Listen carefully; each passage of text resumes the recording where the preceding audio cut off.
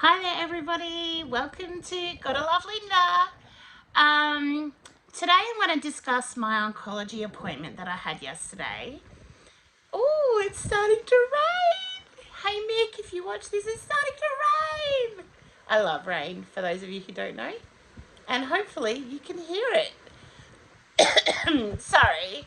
So today I want to share with you my oncology appointment that I had yesterday. I've actually decided to share this on Facebook, just in case there are other people out there who also are struggling with a cancer journey, and just so that they don't feel so alone. I'm a big believer in letting others know that there are others out there who are going through the same thing and we can support each other. So I really hope if you do find this and you don't know me, that this might give you some hope along the journey, or I don't know, just so that you know that you're not the only one going through this stuff. So, yesterday I saw a medical oncologist for the first time at the RA, and it was purely to discuss our treatment plan. So what's going to happen, I actually made this last night, but I was so tired and I thought, no, I cannot post that when I'm looking that wrecked. So, yeah, so this is like take two. Anyway, my friend Roxanne came with me to the appointment, and I'll just give you a little bit of background to Roxanne because you may hear a bit of her name being mentioned over the course of all of this. She actually has she has a medical science degree, and she has specialized in pathology and pharmacology. She's also done specializations in nutrition. She's a naturopath. And she has also done extensive research, just of academic papers and stuff, on her own because she just has an interest in medicine. So anyway, she came to my appointment with me, and I'm really grateful that she did, because there were a few things that she was able to explain and also clarify with the doctor. And it was just really nice to have a friend with me anyway. So, for those of you who don't know, I've been diagnosed with breast cancer. It's hormone based, and I think it's called invasive ductal carcinoma. There's no great mass or anything in either of my breasts, but it has already metastasized to my bones. So, in my spine, up and down my spine, and my tailbone, the base of my left, sorry, the base of my left shoulder blade, and two of my ribs on the left. I have little spots or lesions or tumors. I asked the doctor what's the difference, and he said there's no real great difference, I think. So anyway, what happened yesterday is that first we talked about the fact, well, it was a very long appointment. And he said that because this is hormone based, what is going to have to happen is we need to stop my periods. So essentially that means just bring on menopause. And to do that, I have to have an implant put in and also an injection every month, so every 4 weeks. And sorry about my clearing of my throat. I still keep coughing. Anyway, sorry, I lost track. So the implant and the injection will bring on menopause pretty much immediately. If I stop them, then my periods will come back. But the plan is actually that possibly in the next 3 months, they will actually remove my ovaries, which is a little sad and scary, because even though I'm nearly 48, oh, that sounds scary. Even though I'm nearly 48 and there are no men on the horizon, I still, you still as a woman have that dream of a baby.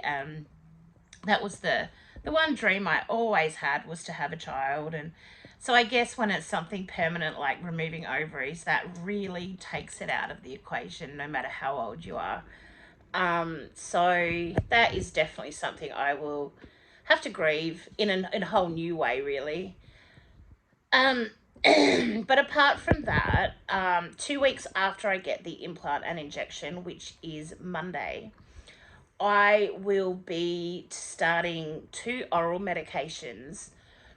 I won't be getting chemo at this stage. The 2 medications are not chemo, but they the point of taking them is to stop the growth of the tumors slash lesions slash spots.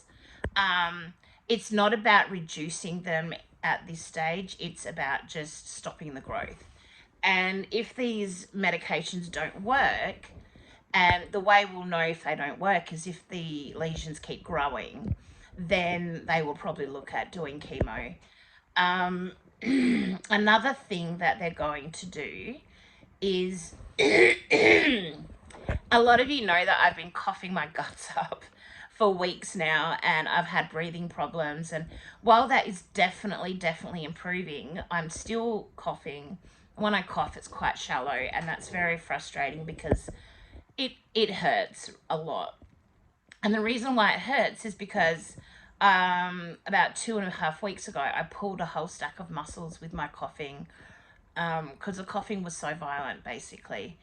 And they're saying it's possible I might have cracked ribs or cracked vertebrae in it, especially the vertebrae that have spots in it, because because those particular vertebrae will be quite weak because of the tumors.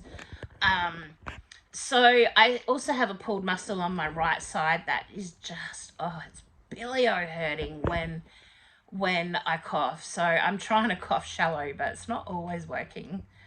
Um, so to help with the terrible back pain that I'm getting, and again, it's because of the pulled muscles.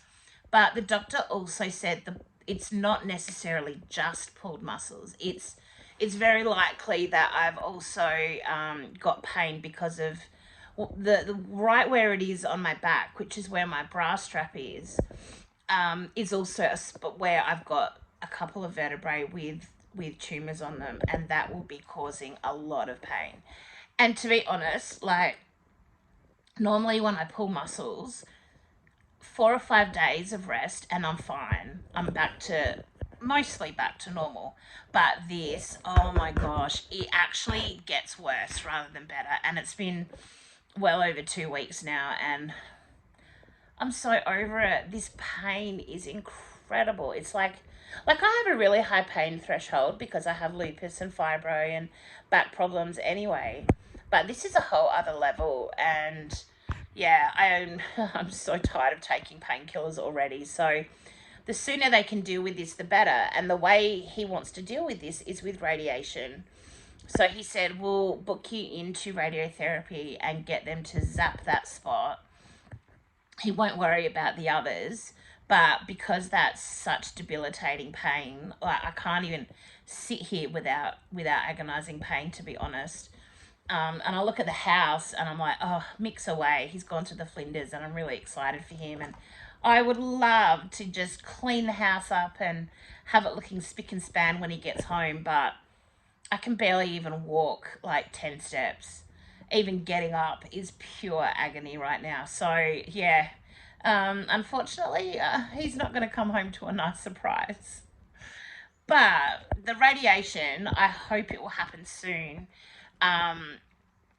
It was either he or Roxanne warned me that, I think it was Roxanne, said that it will burn. There are some people who it's just an unholy burning kind of feeling. And the doctor did say that I'll get the zap, which might take 15-20 minutes, and then after that I'll just walk out and go, oh, well, that wasn't anything bad. But then it hits you like 3 weeks later. So, more pain coming up. I don't know if a burning pain will be better than what I'm dealing with now or not. But you know what? I just need my back fixed because doing anything is really hard and it's stopping me sleeping, and that's not good because if I don't sleep, I can get manic and so many things to keep a balance about, you know?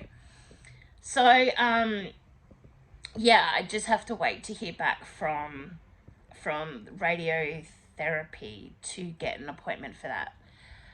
So, basically, that's where I'm at with everything at the moment. I'm still trying to stay positive, although the doctor did say, I said to him, look, I'm going to try and stay really positive about this whole thing. And he said, oh, well, I don't really agree with that. And Roxanne said, yeah, neither do I. And I'm like, what? And he said the thing is, a lot of people who try to stay positive, they actually set themselves up for a bit of failure if it doesn't work out how they want. And the thing with me though, like, I think that I'm pretty well grounded in reality. And even though I want to be positive, I also know the reality of the situation and how serious it is, and all of that stuff. So I don't think his fears about me being positive would happen, because I think that I have my feet in reality, even if my head is in the clouds, if that makes sense. Um, I actually did ask him what he thinks my lifespan could be with this, and he said between 3 and 12 years. With he and I started crying. I was just like, oh my gosh, like that's not very long. Last week the nurse said between 5 and 10, but he said it's probably more accurate to say 3 and 12. But he thinks I'll be up the 12 end of the scale rather than the 3 end. So please God, make that happen. Just I actually really pray God will just give me a miracle, because facing your mortality is quite a scary thing when it's a reality. Like, you know, I've known that everybody has to die, but when you get diagnosed with something like this, it hits you. And you realize that, you know, without having an accident or something, I could live to 80, 70, I don't know. But then when you get told something like this, like I might not even make it to 60. And that is scary. I said to him, I always had the goal, I wanted to beat the age that my dad lasted, and he died at 59. And I sort of said, half joking to him yesterday, well, I might not even make that now. But he's hoping and he's praying that I will. Anyway, I might talk about that another time if I have more thoughts about it. But yeah, that's where I'm at the moment. So Mick has gone to the Flinders Ranges for a holiday, and I just hope he has a blast, has the best time ever. And so I have the house to myself. And it's so nice to just have peace and quiet and not have mixed music blaring all the time. But it's amazing how God gives me these times to process. Like, when I very first heard in emergency that it was possibly cancer, and then Rox took me home for 5 days, and that really gave me the space to process. Then last week, Friday, a week ago, when they told me the actual diagnosis, then I was like a whole new set of processing. And now, after yesterday's appointment, I feel like I have more processing to do, and will it ever end? But I'll get there. And I really thank God for the people that He's put in my life, people who I know love me and support me, and yeah, it's pretty amazing. And it's funny how I've really wanted to just hear from people who heavily supported me through my depression 20 plus years ago. They're just the voices I've wanted to hear this last couple weeks, which, I don't know, it's kind of funny, but it's kind of understandable as well, I think.